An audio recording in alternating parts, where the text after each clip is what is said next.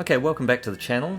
It's Vicious Panda Egg here again, and I've been a bit busy lately, hence the slow release of videos, but I have managed to find some time to review one of the most anticipated games of 2019, so come along with me and check out Borderlands 3.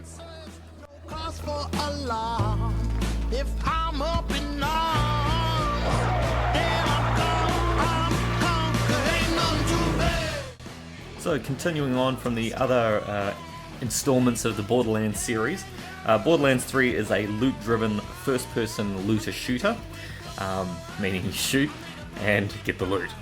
And it does that really well. There is an absolute crap ton of loot in this game. Everything drops lots of stuff. There's procedural guns in there now. I'm not sure maybe the other assets are probably also procedural as well, but they're all put together in a different mashup of appearances, different stats, different abilities. There's a massive selection of goodies out there to win in the wasteland, and that's a lot of fun. You're never quite sure what you're going to get. I guess the tough thing is when you get a gun that you're attached to and then you end up having to throw it away to get something else. So I guess don't get too attached to your loadout because it can and will change pretty quickly and pretty often in this game.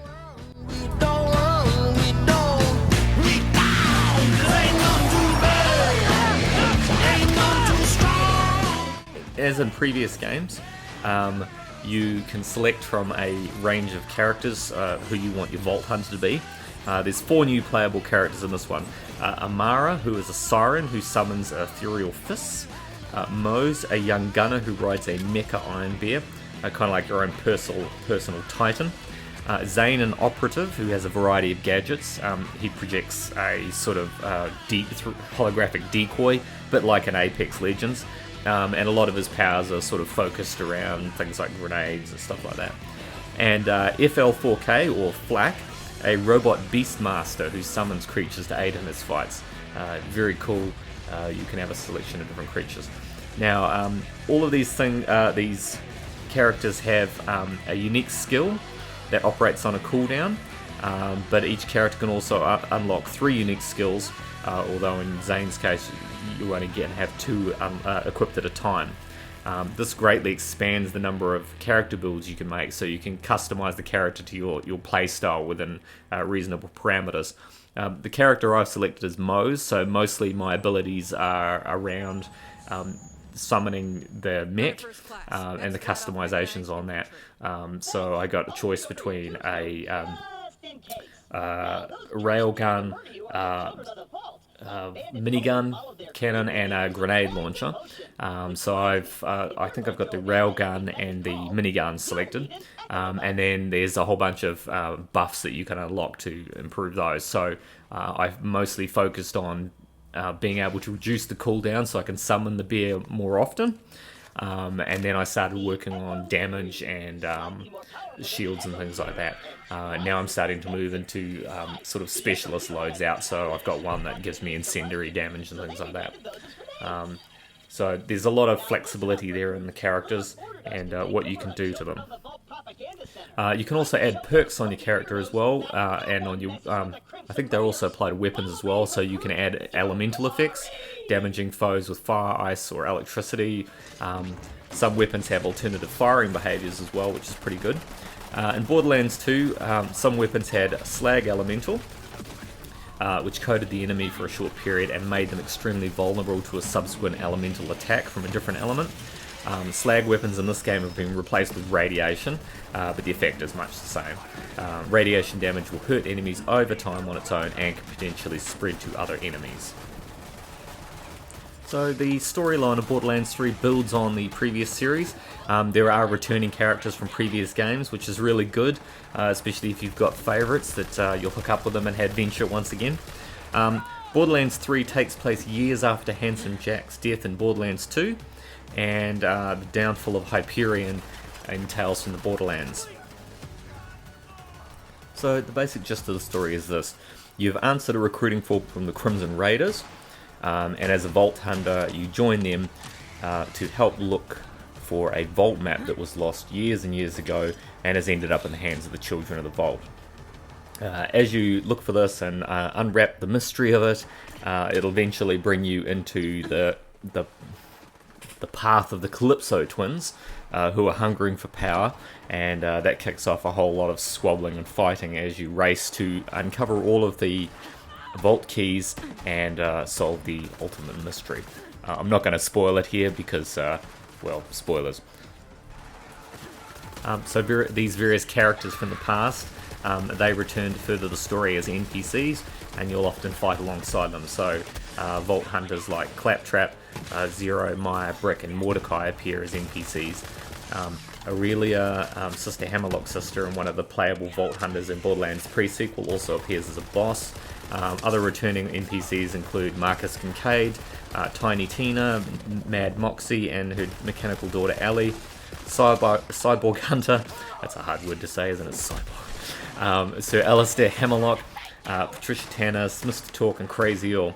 Reese Strongfork, one of the two playable protagonists in Tales from the Borderlands, and his best friend Vaughn also appear later in the game. So overall, how am I enjoying the game so far? The game is fantastic.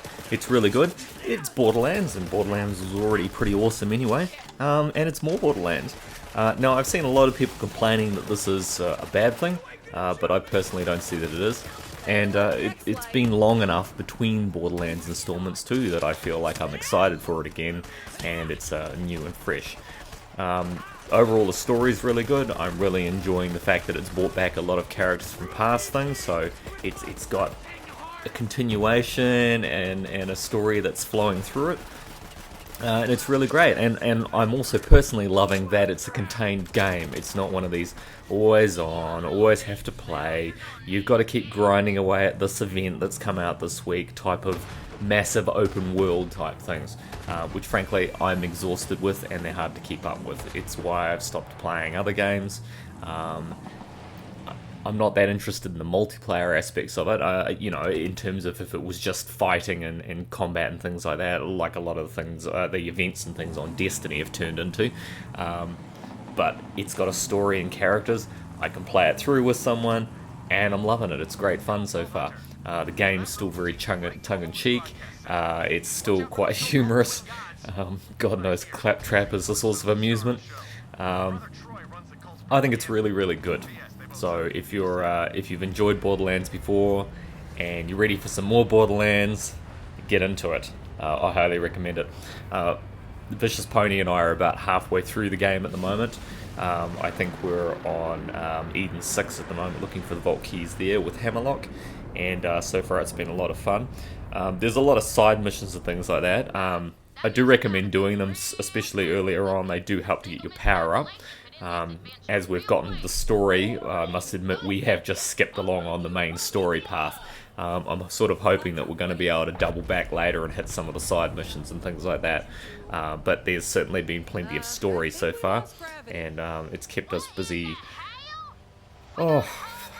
fairly solidly now for a good few weekends. So you know, there's certainly plenty of game there, plenty of content, plenty of loot too.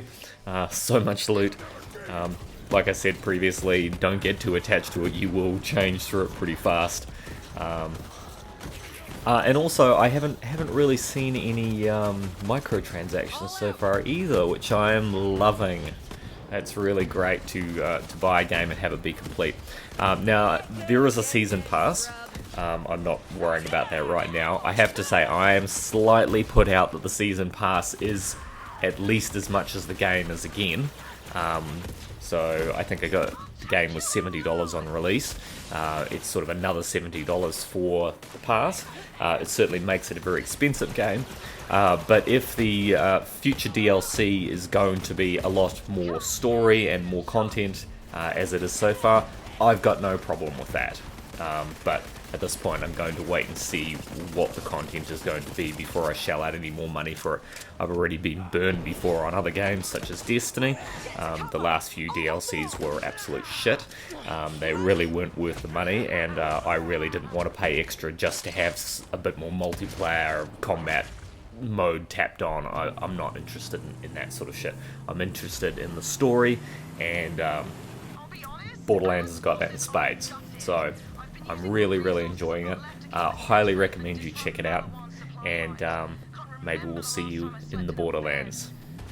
As always, if you like this review, please click the like button and feel free to leave any comments below. Let us know what you thought. Have you played the game? Are you enjoying it? How do you feel about the naysayers that are out there at the moment? Are they right? Are they wrong? Are they being unfairly harsh on the game? I personally feel the game's awesome. I'll see you for the next review. Thanks for watching. Bye now.